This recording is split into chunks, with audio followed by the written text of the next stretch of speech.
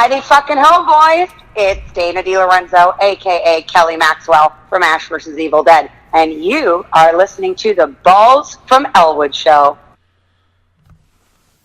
Hey, cats, we're back again this week on the Balls from Ellwood show. We are fast approaching. It's only 2 more sleeps till Santa gets his plump, fat ass down the chimney and pollutes your whole fucking living room with presents. So, this is, keeping in the holiday spirit, cats, this week's going to be kind of a part 2 of our, like our Christmas show, like last week. But that being said, I have tons of exciting news to tell you. Later on, we have an interview with the incredible Dana DeLorenzo from Ash vs. Evil Dead. But first, I'd like to tell you some things coming up here. I just got confirmation that probably in the first couple weeks of January, I'm gonna be having an interview with the great Diane Franklin. You might remember her from the '80s. She was the French foreign exchange student in Better Off Dead with John Cusack, which was one of my favorite films growing up, cats. I was always a fan of Savage Steve Holland. You might know him from One Crazy Summer. He actually went on later on in life to, I think he had either produced or directed Lizzie McGuire for Disney, so I always wonder where he faded off into, and that's what he ended up doing. But that being said, got a lot to get to today. If you want to write to our show, I mean, anybody tuning in, you might say, hey, what is the Balls from Ellwood show? Well, I am going to tell you. It is, frankly, a show that myself, you might know me from my shitty calls to the greatest show on earth, the Howard Stern Show. I like to call in there every once in a while and, say some stupid shit, ask Howard questions, and, basically kiss his ass. So, other than that, my fiance likes to do a true crime thing called XTina's Depravity Corner. She'll be getting to that here very shortly. So that's what you're going to see here, where we like to use this as a showcase to talk to, interview interesting people that we think is cool, people that we grew up on, things that, that we like to, we think need more focus, that doesn't really get enough attention, like bands or actors, actresses, things of that nature. So that's kind of what our show's about. We're freaks, and, we like to put our freak flag on things that we think should be more given attention to. So, in a nutshell, that's what our show is. And if you would like to write to this show, you can write to us at Wendy Chops, that's right, Wendy Chops 1976 at gmail.com. Or if you was to even, go to that, deeper place in your pocket and you want to kind of throw us a bone and say, hey, we really like what you're doing here, Balls and XTina. We'd like to give you a couple bucks. You can reach us at, what is that on PayPal, XTina? I forget every week. Oh, geez. It's CVL929 at yahoo.com. Well, thank you. That was very, hey, you got a really good delivery today, I have to say. You sound very beautiful. Why, thank you. But anywho, that being said, you can donate to us there if you'd like. Any sponsors you would like to advertise the Balls from Ellwood show? We're actually looking for some now, so if you know of anybody that wants to advertise their product on our little show, we are definitely open. Shoot us an email. And now, you know what? That's really all I got for now. I've got a bunch of movies I'm going to be watching over the holiday break. You can expect reviews of the new Predator. You can expect reviews of The House with the Clocks in its Walls. Or I think that was it. But the Eli Roth produced horror film, The House with The House with the Clock in its Walls. Is that it? Oh, okay. Close enough. Movie. Yes. Oh, okay. Close enough. You'll figure it out. I'm going to be watching that. Yes. Okay. So other than that, why wait any longer? We're going to just rip right into it. Normally we do this at the end of the show or later at the end of the show, but we're going to mix things up this week. I am going to bring XTina in here. Well, she's already in here.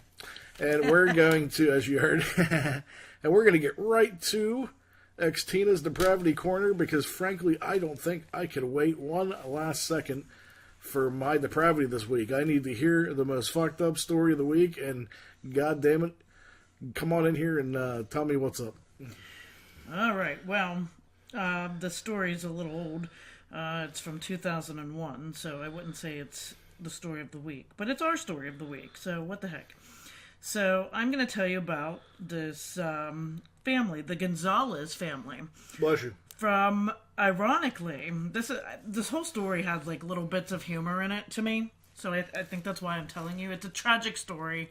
Let's start with that. I'm not making fun of anything. It's a tragic, tragic story. But there's funny things about it. So the Gonzalez family, they're from the Philippines. They're Asian.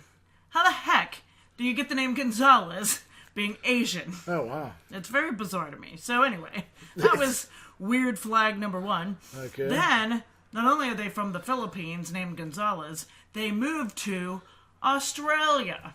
So now they're Asians named Gonzalez down under, mate, in Australia. What do you think about that?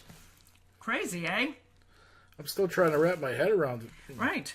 So here we go. So, they wanted a better life, got out of the Philippines. There's mom, dad, a son, and a daughter. And they wanted to, have a better life for their kids. And Dad went to law school and became a lawyer. So he had a lot of success. As soon as they moved to Australia, he started getting cases left and right. He was a very, prestigious lawyer, I guess you'd say, in Australia. And he wanted the best for, of course, his family, and, they lived in a nice house, and they, did stuff with the kids, and they wanted their kids to, of course, succeed and do well, and their son, Seth, now that sounds like I'm saying Seth, but it's S-E-F, and, I don't know, he was given this name, there's some reason behind it, and we will never know what the reason is, because we were to find out on Seth's 21st birthday. But, as you come to find out, the family is no longer living before Seth's 21st birthday. So, with that being said, Seth was a nice young man, and he went to school and had friends, and, so did his sister, and so they did their thing, and one night, Seth, this is a pretty funny story, Seth was in a boy band. So it's like this Asian dude in a boy band in Australia who's from the Philippines. And he... Are you sure you're not making this story up? I swear I'm not making this up. That's why I'm sharing it, because it's just kind of amusing. There's many layers of amusement. And in fact, he thought he was so cool in this boy band. I guess they were somewhat popular in Australia. I forget what they were called. But there's a picture you can Google on the internet of him laying over this group of girls. They were holding him, and they're sitting down, and he's laying across them all. It's rather amusing. So Seth thought he was the cat's meow, where in reality, not so much. Huh. But he's a teenage boy in a boy band in Australia. So here we go. So he's out with his buddies one night, and they're at an arcade and having a good old time, whooping it up. And he comes home and calls 911 in absolute hysterics. His entire family has been murdered. Entire family murdered. Mom, dad, sister. And, he wasn't there. He was out at the arcade with his buddy. There were words across the walls that were spray painted, KKK, F you Asians. I didn't really know the KKK hated Asians. I guess they hate everybody. I mean, that would make sense. Well, they're equal opportunity. They're equal opportunity haters. Okay, yeah. Well, that's nice to know. So yeah, this spray painted across KKK haters. This dude, I heard the 911 call. I tried to find it for you guys, but I don't know. It's under lock and key somewhere, I guess. But I guess I could have played it from where I heard it from, but oh well. I'm not getting into all that. I'll just do a demonstration of Seth's call. Oh my god! My mom! My dad! Everybody's gone! Oh my god, I can't breathe! Pretty much that for a long time. And he's hysterical. And he has no idea what happened to them. And clearly this is a hate crime, right? Well, there's no sign of forced entry. And the person who murdered these people took a shower after they did the deed. What stranger, what murderer goes into your house and takes a shower after they did the deed in your house? It's a little weird, right? And then, not only that, there was some other weird things, like they thought it was, obviously a robbery, and it was set up to look like a robbery. A couple pieces of jewelry were taken, and then, like, the wife's purse was brought out, and they took, like, a few bucks out of it, but left, a few hundred more. And, like, it's just really raising red flags for these police officers, and they are just totally baffled. Then, so they open an investigation. They're investigating, and meanwhile, the funeral comes along, and old Seth here gets up and gives his eulogy, and he's just, not one bit broken up. He is up there singing his heart out. Some Mariah Carey song, blasting. He's singing his heart out. Can't sing enough, and he's just so into it. And everybody's starting to look at him like, okay, buddy, this is a little bit bizarre. And don't you know that, the day after the murders and prior to the funeral, now this makes sense because I could see me doing this. He went to, like, a lawyer to get his inheritance because he needed the money to pay for the funeral. So, I mean, in a way that makes sense to me, right? But Seth had other things in mind. If you haven't gathered where I'm going with this, yeah, our boy Seth committed the murders. Killed his mom, killed his dad, killed his sister, all for their money, and because he basically has no conscience.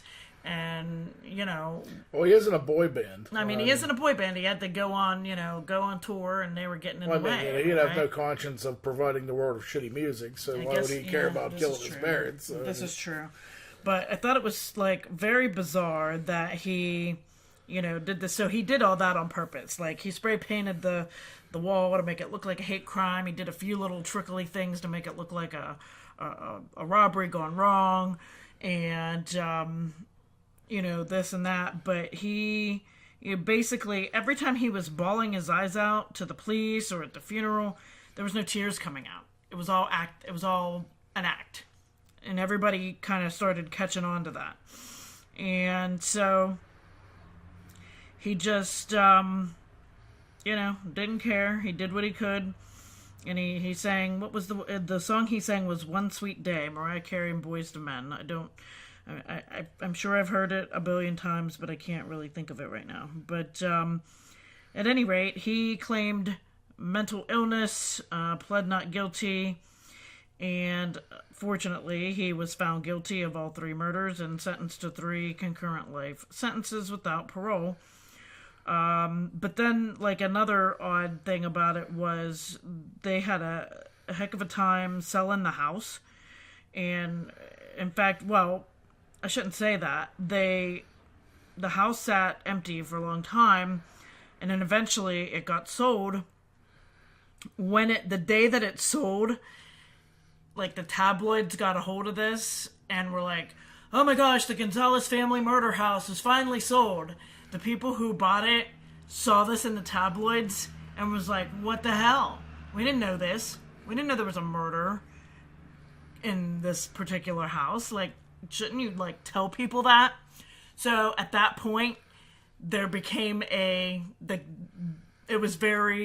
it made the law change in real estate to where the realtor has to tell you if there's been a murder in the house. Oh, wow. Isn't that crazy? So then, apparently people did eventually buy it, but knowing that. So, I don't know, I think that's kind of interesting. Like, would you buy a house that had a massive murder in it?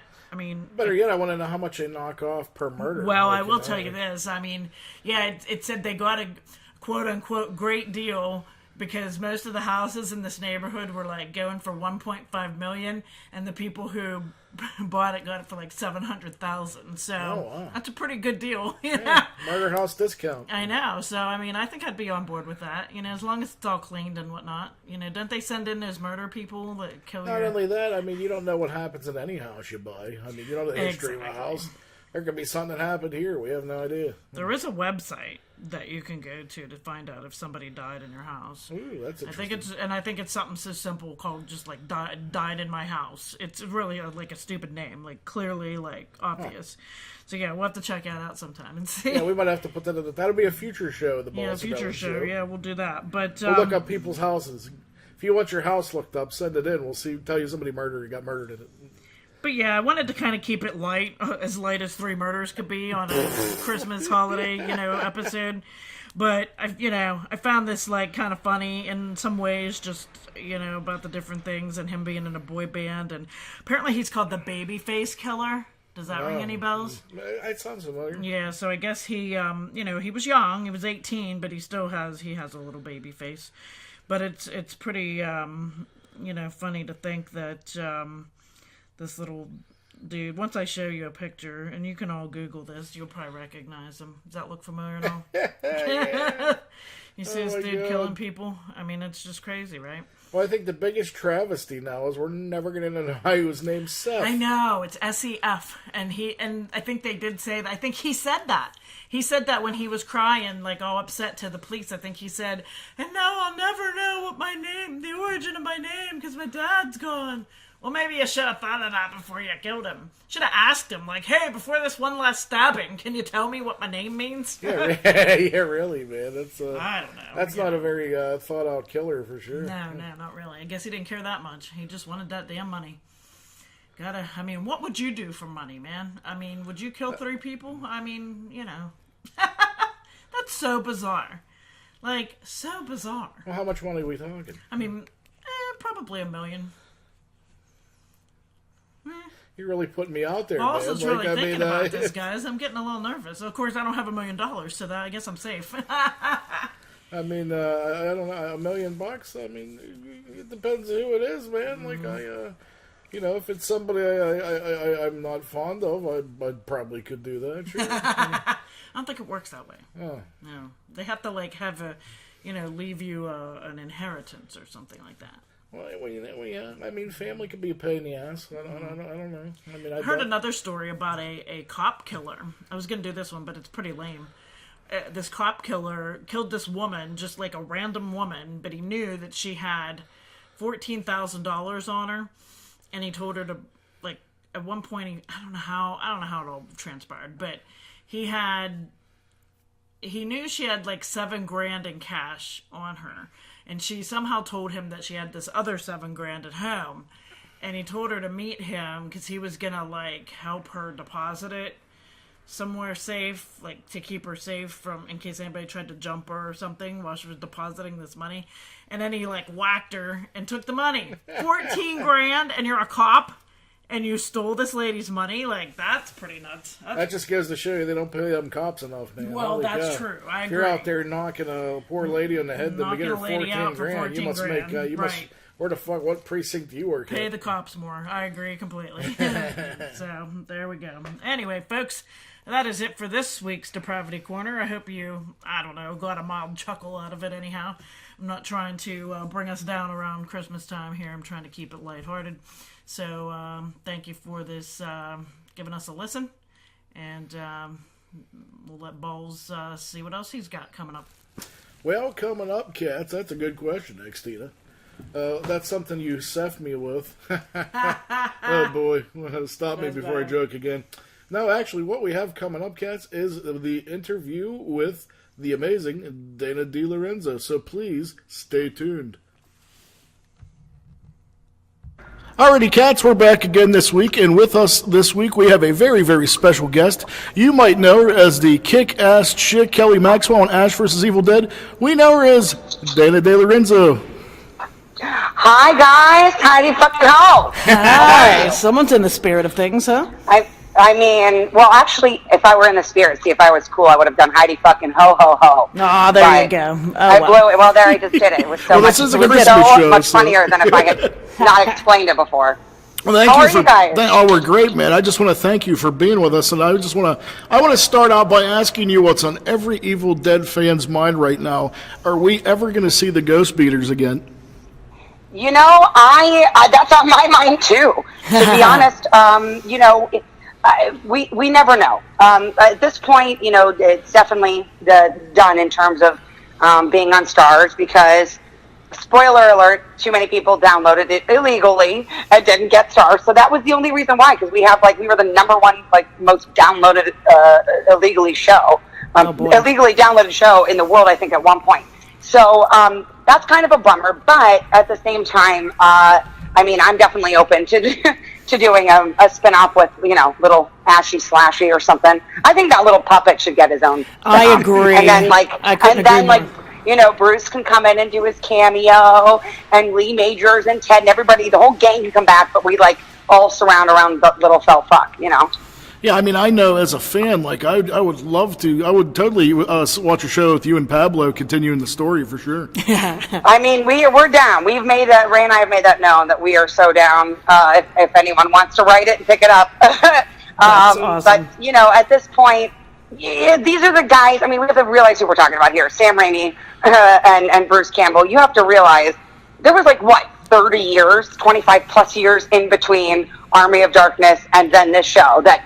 They kept saying, no, we're never going to do, Our Evil Dead. Of course, Fede Alvarez did it. But I just have a feeling, even though Bruce has come out and said he's retired from the role, I have a feeling if Sam was like, hey, buddy, old pal, I'd really like to torture you again, and I think we should do a movie, I feel like he wouldn't say no. But that's just me. So that's maybe in 30 more years when Bruce is 90, it'll be... I could see it. That would be Bubba Hotep. Yeah.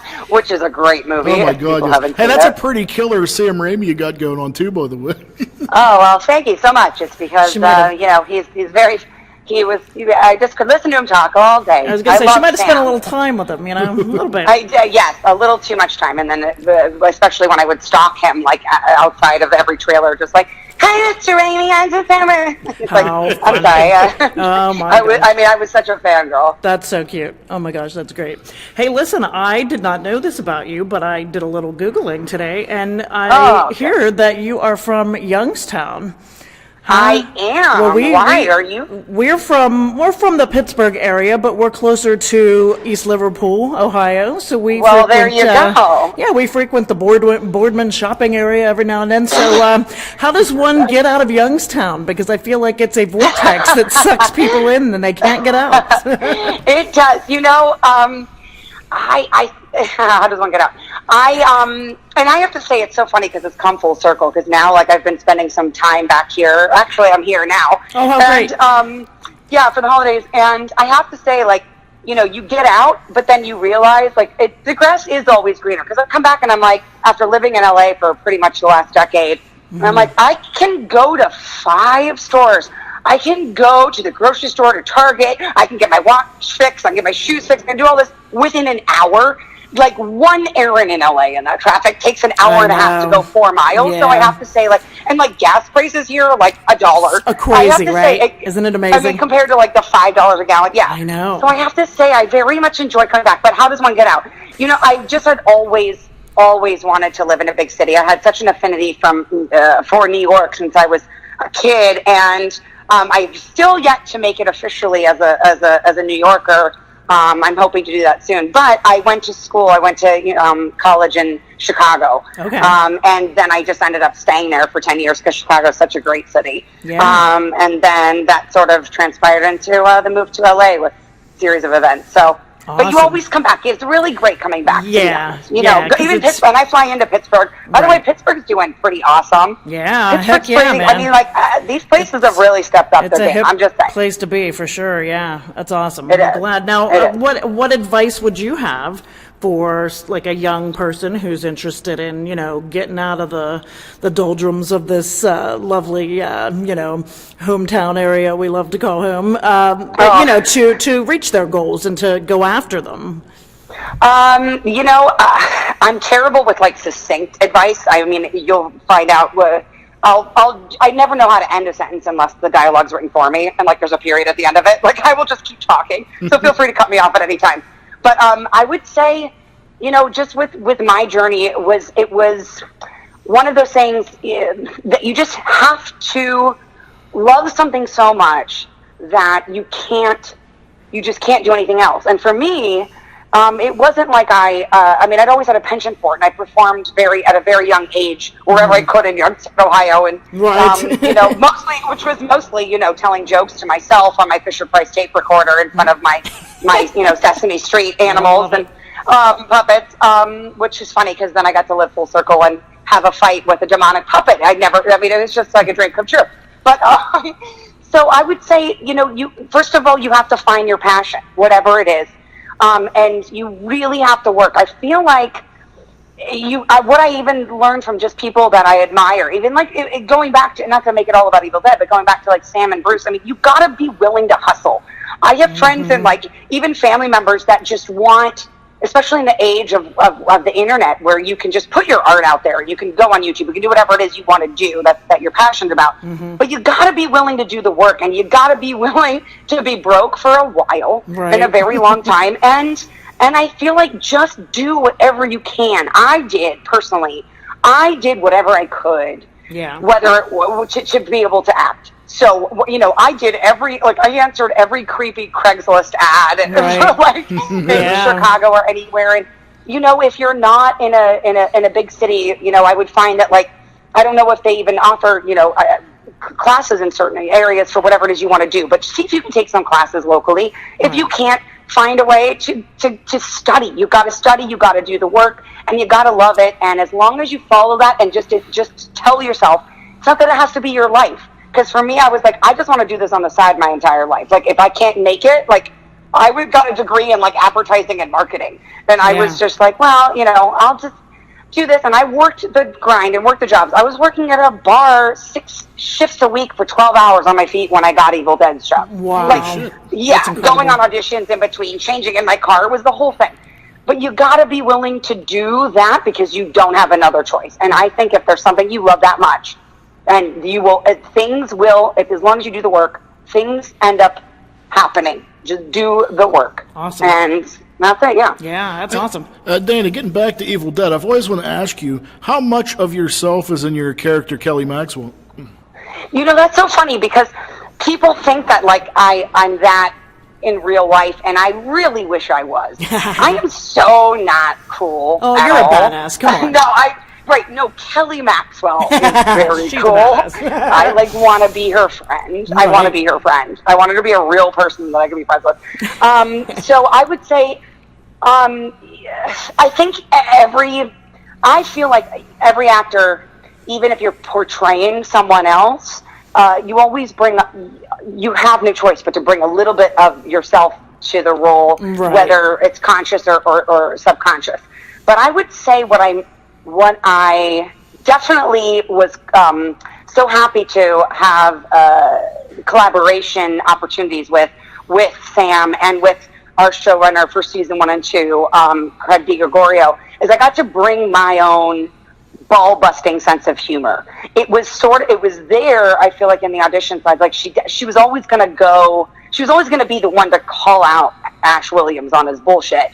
But I really loved that sort of dry, sarcastic wit, and I got to work a lot with Craig and throw out some lines here and there, and it was fun to bring that aspect of myself, I think, to that role. Absolutely, and it showed for sure. It was great. Oh, thank you. Yeah, I really loved playing that so much in so many reasons, in so many ways. But yeah, I'm definitely not. I wish I was such a badass like her. I mean, I'm the actor that walks on set when it's time to shoot, and I trip over the fucking lights and like cause a fire, and like if they kept any of those outtakes, I mean, they could do. I begged for them to do a blooper reel at the end of the DVDs, which I don't think they ever did. Is just with everybody. It's fun. I love blooper reels in general. But like the majority of it would be like me bashing my head in the middle of a scene, falling down the stairs. Fantastic. Like it got to the point where like Bruce would just be like, he wouldn't even look. He wouldn't even like flinch when I would. You would just feel like this big crash in the middle of the scene, and I'd be on my ass. You'd be like, oh well, there she goes again. Yeah. Hey, let me ask you this. I noticed you do a lot of conventions and things. I mean, what's the strangest request that you've ever gotten from an Evil Dead fan? I haven't really gotten strange requests. let me tell you, I love doing like the Comic-Cons and conventions to the point where I am not even kidding. You can ask anyone who's ever been in like line or been witnessed to me and talking with the fans. I am the one that creeps the fans out by the end because I don't let them leave. That's so like, and funny. I'm like, oh my God, I'm grasping onto their hands, like, oh no, you gotta tell me more about what you. Wait, wasn't it so fun when this happened with Chet? Like, I get so excited because, you go and the reward is the work, right? Like from as an actor, getting to just go and shoot it and do all this crazy shit is awesome. But then you go and you move on with your life. And you have to go pay bills like everybody else, and you have to do your laundry like everybody else. You know what I'm saying? But so then, all of a sudden, you get to meet the people that this show was made. And truly, in this particular show, this was just a total love letter to the fans. Sam and Bruce have come out and said that many a times. Yeah. So then, to be able to get that feedback of them being so excited about the show, it just is so rewarding to me personally. So I'm definitely the one, like, you ever want to come meet me or come to any of these conventions, please just be warned, you'll be stuck with me for 20 minutes. No problem. Well, I'm actually sad because we actually missed you at the horror, the Steel City Con when you came, and I'm still upset about it. Yeah, we had a prior engagement, but we did get to meet Mr. Bruce Campbell over the summer. That was lovely. Oh, isn't he fun? Oh, my So God. fun. He's Did he have on one of his crazy, fabulous suits? Absolutely. Of course he did. Absolutely. Honestly, I was like, dude, you need your own show in Vegas. He really Let's does. just make No that your kidding. next career move. He No works kidding. the crowd like nobody's business. I love him to death. He's such a wonderful guy. And like so awesome. Like for everyone always asks me, that's the number one question I get. What's it like working with Bruce? And to which I just say, it's exactly as you would hope it would be, only even better. He is really awesome. He plays that persona of that like complete, asshole once in a while, because that's like the role that people want to see. But he is truly the most kind, brilliant, generous man, and really, took me under his chainsaw wing, as I like to say, took me and Ray. That's awesome. And he's just, I cannot say enough. He's great and really, really smart. It takes someone very intelligent to play someone very stupid. Yeah. Actually. Ironic, it actually right? does. It really does. Yeah, I get that. I have an interesting question. So what, if you're able to tell us of any like completely funny story other than you hitting your head and falling over wires, what was the funniest thing that happened on the set of Evil Dead? Oh, man. A lot, Funniest. I'm sure. Yeah, I'm so bad at like recalling stuff. Yeah. Let me think. The funniest. I guess I have to. Are you talking like behind, like on set that Yeah, you on wouldn't set. necessarily- Yeah, but 'cause obviously not recording or. Yeah. Okay. Because I was gonna say, I had that scene with Bruce right after he had his head up the butt in the cadaver scene, and just looking at like the fake like shit all over him, Yes. just coming out and like on his face. I can't remember what he said, but he walked out for the first time like after they had done the makeup and everyone, and or he said something like the assholes arrived, or I forget what it was, but it was really, really funny. I would say, I just had one. I'm trying to think of like this. Here was one, I suppose, when Lucy Lawless, and she's very mischievous, by the way. I would never think that of her. That's crazy. And she would she was like the equivalent of giving wedgies.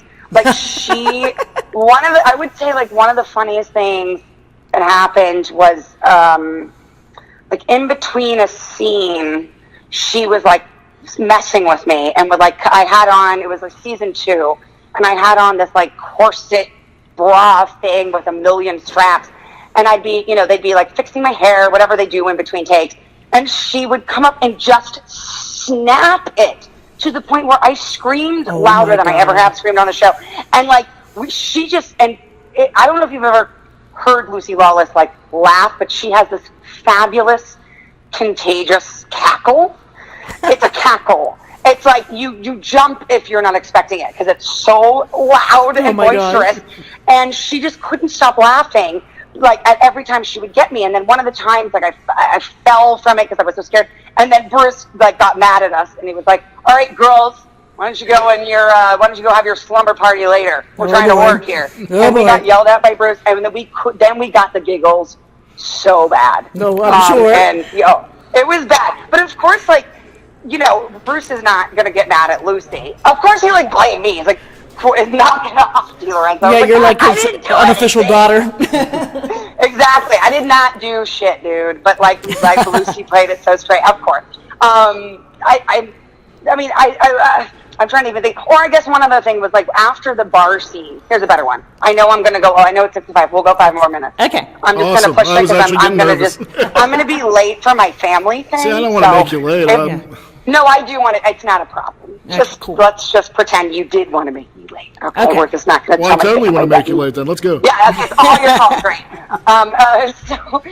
One other thing that was probably my favorite moment was that I got to watch was in the pilot episode when Sam was directing, and it was with that little Lori doll, and it ended up being CGI for the fight stuff. But in the moment, in order for Bruce to do some of the scenes, they did have the actual little Lori doll. And there's a picture of it out there somewhere on the internet. Bruce always made it clear that, like, Sam loved to torture him, and that's all he lives for. And here was the perfect example. So there's this great picture on the internet of what this moment entailed, of Sam with a little Lori doll on the end of, like, a long stick, smashing it in Bruce's face with such joy and like anger on Sam's face, and you just see like Bruce is definitely supposed to be in pain in the scene, but you can tell there's like an extra level of like, damn it, so funny. And it's truly we couldn't. I just remember we were all standing off stage. I was like, even Bruce's wife Ida was there, and she couldn't keep it together. We were laughing so hard, and I think if you look it up. Like Sam Raimi, Little Lori Doll Bruce, or something from the first episode. Oh, that's great. You will see exactly what I mean, because the look on Sam's face is priceless, and watching it live was probably one of the funniest things I've ever seen. Like 30 years of pent-up aggression. He'll let it exactly. out. Oh, exactly. That's exactly. awesome. Actually, I just have a couple more here for you, and then we'll close it up here. Being that it's the holiday season, I wanted to ask you, what is the best and worst Christmas gifts you've ever received? Oh, boy, I'm so bad at these. Best and worst. Oh, the best. First one that comes to my mind is when I wasn't a professional working actor and I was just doing the grind and working at a bar, in a hotel bar in Chicago. I lived near the Goodman Theater, which is a very prestigious theater there, and I loved stage doors. And so I took this picture where it had like a big, lit up letters in an alleyway, a brick alleyway that said stage door. And I just used it, like I put it on like my vision board or whatever. I'm like, I just want to have a stage door to go into someday. And my mom actually, one Christmas, she knew about the photo, she'd seen it. And somehow, I don't know if she found it or she had it made, but it was this little plaque, this beautiful plaque that said, find your stage door and open it. And I never really cry in front of people when I'm like overwhelmed. I just sobbed, and my brother was like, "Oh, Merry Christmas." And I would say the worst gift. Okay, well, here's something I'll tell you if I may, because this is the worst gift that I can think of. Being on the Balls from Ellwood show, probably, right? You know what? You stop it. This is a gift. This is a good gift that keeps on giving. Clearly, because I haven't hung up yet, so we'll be here for another hour, guys. All right. The worst gift. My birthday is New Year's Day. Unfortunately, the worst fucking birthday to have in history. Because at midnight on New Year's Eve, it's my birthday officially. And like everything, New Year's Eve are just nightmares in general. But also New Year's Day is like worldwide fucking hangover day. No one remembers the birthday, all those things. But the worst gift, and anyone who has a birthday soon after Christmas, I feel you guys, because the worst gift I ever got, and this was like, I was definitely around like 25. It wasn't like 4. A friend, quote unquote, got me an ornament. Now, I do get a lot of recycled gifts because my birthday is New Year's Day, and people don't want to. That is just a given. I get it. But to give someone a Christmas tree ornament, it was like a Barbie, like a little black dress, like an LBD from Barbie. And it was on my birthday, and I was like, thanks. Thanks, yes. You're not still friends with this person, are you? You know what? Funny you should ask. No. No, that's funny. No. Yeah. But I mean, at the same time, it's like, look, any gift, like if you put some thought into it, to me, I think the best gifts are the ones that are sentimental, like the one thing for my mom, or like when people make me something. Right. I'm like that, you know. I think those are the. So I'm never going to be like shit on a gift. But that one was kind of too obvious. It was like, too obvious that it was a recycle. Yeah. You got this for $5, like at the clearance sale. Like, just put. I mean, it's. But anyway, I still have it. So what does that say about me? Exactly. Oh my gosh, that's great. Well, hey, we don't want to keep you, but wait. You had 2 more questions. I'm just going to do it. We got one more. Okay. We got. Well, what do you want? Okay, you got one more. You do it. Okay, we'll do this one. We got this one here. We want to know, what can we look forward to seeing from you in the future? Well, that's a great question. I recently filmed a really great scene, a couple of scenes in this film that I believe is going to be coming out around Thanksgiving next year. And it's called Friendsgiving. I saw that. Balls hates Friendsgiving, but that was we had a whole show 2 weeks ago about how much he thinks Friendsgiving is silly. But go ahead, I saw that. Well, you know, if you're in it, I'd probably be interested then. This will be good. I might change my stance. Here's why. It's Friendsgiving, and it's not at all what you think. It's truly like it's starring Mullen Ackerman and Kat Dennings, and it's about, and they're both going through breakups at the holidays, and it's about like, oh, well, this sucks. I can't be with my significant other or whatever. I don't want to be with my family on Thanksgiving. Cool, we're gonna have a Friendsgiving, and then when that becomes a total like dysfunctional fuck up, hilarity ensues. But also, so I played Kat Dennings' sister, and it's such a great concept that I'm not doing justice by describing it, but it's so many great actors and guest stars in it, and I don't know. I think it's one of the funniest scripts I've ever read, and I'm super psyched about it. And like, yeah, so I don't bullshit. You know what I mean? Right. Right. So definitely keep your eye out, and it's female driven, but in a way that is so relatable on every level, and I love that. And Nicole Payon, who's the writer director, is fucking brilliant, and I'm really stoked about it. So awesome. That should be on next Thanksgiving, and then I'm shooting something at the start of the new year that is by the great show creator, writer director of Patriot. If you haven't watched Patriot on Amazon, you absolutely need to. You have to give it 2 episodes. It's its own little thing that like breaks all genres. But it's written and directed by Stephen Conrad, and it's called Our Lady Ltd. Our Lady Limited, and it stars Sir Ben Kingsley, Jackie Weaver, and Jimmy Simpson. And I don't know how much I can say about it, but hold on to your fucking hat is all I gotta say with this show. All right. With this show, I'd be an extra in this show. I'm so excited about it. So that will be coming out soon. And then otherwise, I have a film out called The Mad Ones that you can get on all VOD platforms, you know, iTunes, Amazon, all that stuff. That I'm really proud of. I did it a couple of years ago, and it's just such a beautiful little movie that real blood and real sweat and tears went into. And another short film called 3 Women and Scott and Lenny Go to Thai Town. So you can just look those up. It's on IMDb. You'll find them. Dang, girl, you've been a busy bee. I mean, not really. It sounds like it ain't, but it's. I'm just happy to be keeping the palate wet because I really do miss our little our crew, our Ghost Speeder crew, and I miss our actual crew, like you know the crew who shot the show in New Zealand. So, but thank you guys for having such a passion for the show and for watching it and for having me on. I'm so happy I got to talk to you. And hey, by the way, can I just give you credit? Do I call you Balls? Is that what I have to call you? That's what everyone calls me. Okay, Balls. Right. All right, Balls. I just want to tell your listeners that this is going back to where you asked me about how to get out of the town, or how to be able to do what you want to do. I will say to you, and you've been such a patient man, because I'm not. This has been a really tough year for me. Yeah, I lost my mom. It's a lot of things. You have our deepest sympathy for sure.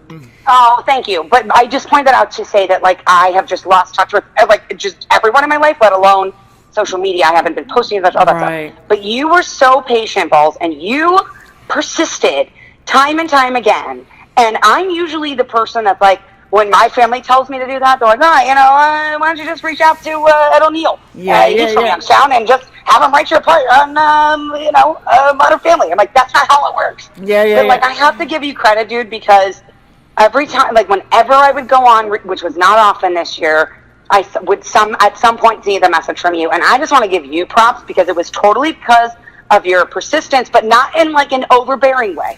It's not, you can't go too much. Yeah, it was just a way of, like, he's like, really, and I just, I'll be honest with you. I mean, I totally understand, and like, I understand what you were going through, and I mean, I love you, and I'd love to have you as a guest, because we surely admire you a lot.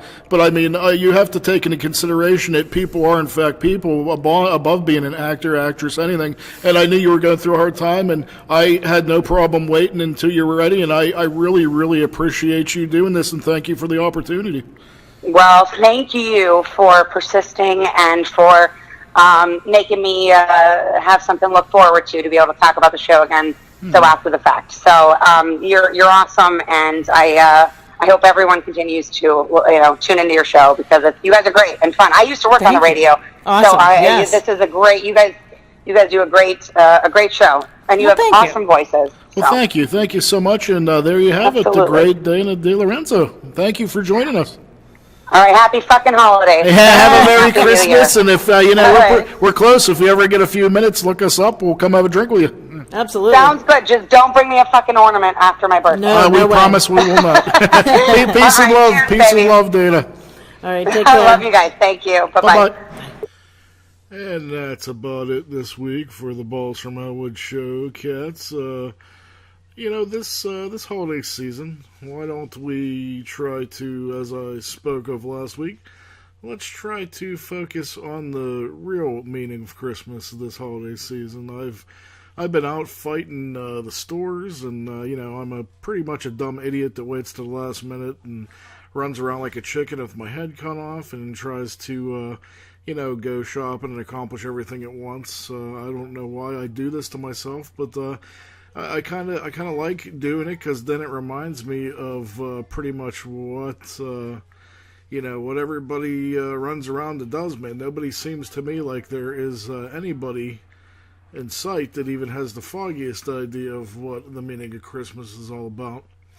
I always like to, think of the last few minutes of, it sounds corny, but of the Charlie Brown Christmas show, where Linus is on stage and he explains like the whole meaning of Christmas. I mean, that always gets me, man. That kind of is how it is for me. So I mean, this season, let's not think so much about gifts and presents, and let's just think about the birth of Jesus, and why we celebrate, and just kind of treating each other good for a day, and enjoying the fellowship and company of others, and the family and the friends that we don't see a lot. And I know it sounds preachy, but fuck it, man. Like, let's just all be good enjoy each other's company for a day, and have goodwill, and try to be nice to each other, man. That's all I'm trying to say. I got a lot of family from out of town I'm going to be, hanging out with. I'm excited about that.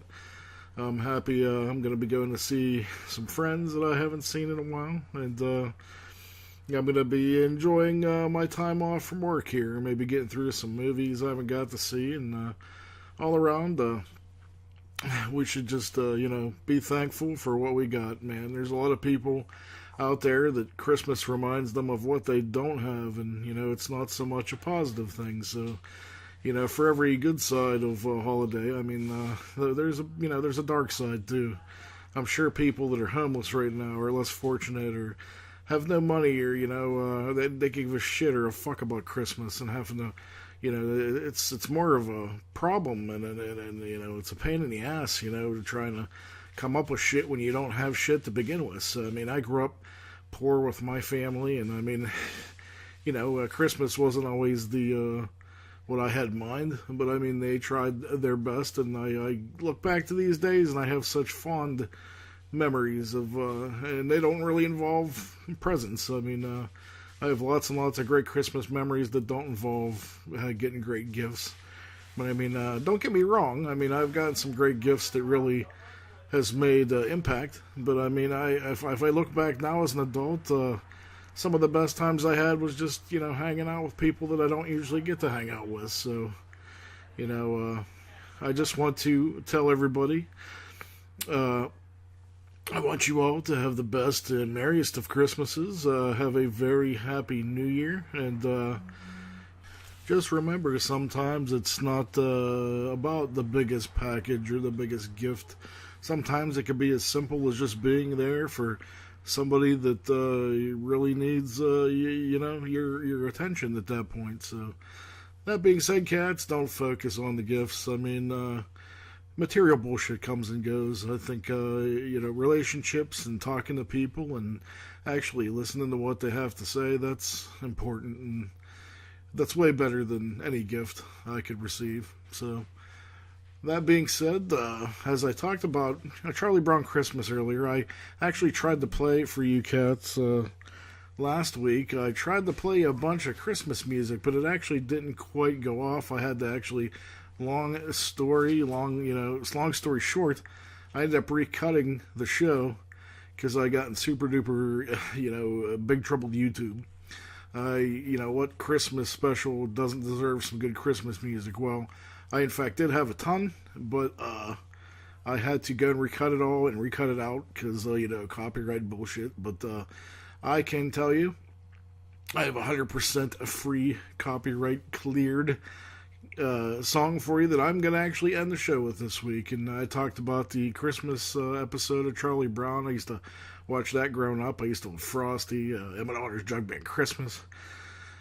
Yeah, we just watched Christmas Vacation. I like Elf now. I mean, I like a plethora of Christmas stuff I watch every year. I watch Santa Claus Conquers the Martians on Mystery Science Theater.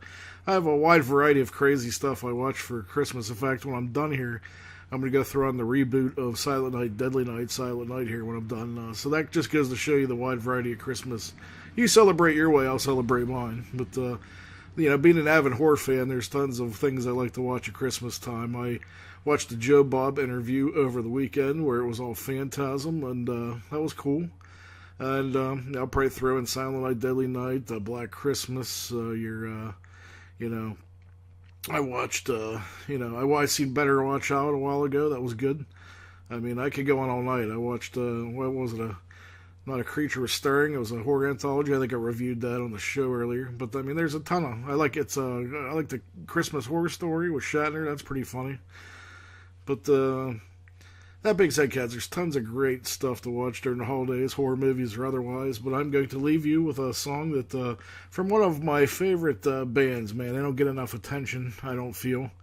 They're a surf rock band, but they wear Mexican wrestling masks, and they're called Los Straitjackets. And I still think they're kind of under the radar. They're incredible. They do these great surf rock, guitar covers and music, and I think they're incredible. So I'm going to end the show this week with them doing. It's called Linus and Lucy. It's the Charlie Brown theme from the Christmas special. So I really hope you cats enjoy it. I really hope YouTube doesn't flag it, because it is in fact a live video, and you're allowed to do live videos on from YouTube. So enjoy, cats, and like I said, we will probably see you again after New Year's. We probably won't. I'm assuming we're not going to be back until the Sunday of New Year's. So I will be back with a New Year's show, and I will keep you posted. You check me out at my YouTube channel. As I said last week, you just have to type in Balls from Ellwood and then click videos, and you can access every single show from the beginning until now, and they'll be updated as they come out. Where this will be, I think this is episode 8 of season 3. Or you can just log on to, we're on Stitch or Stitcher, iTunes, Spotify, Google Play, iHeartRadio, pretty much any, place you could get a podcast. You'll be more than happy to pick ours up there. So it's not too hard to find the show. We're going to take a little break till New Year's, and we'll be back with, I got all kinds of cool things planned for our New Year's show, so don't forget to tune in. And I'm going to leave you with this little song by the Los Straitjackets. I hope you cats have a very Merry Christmas and a Happy New Year, and we'll be back to talk about it soon. So here, Los Straitjackets, Linus and Lucy. Peace and love, cats. Merry Christmas, and to all a good night. Silver bells, it's Christmas time in my anus. I mean, what? I'm going to disappear, ladies and gentlemen, but don't go away. Leave you in the capable hands of Los Straitjackets.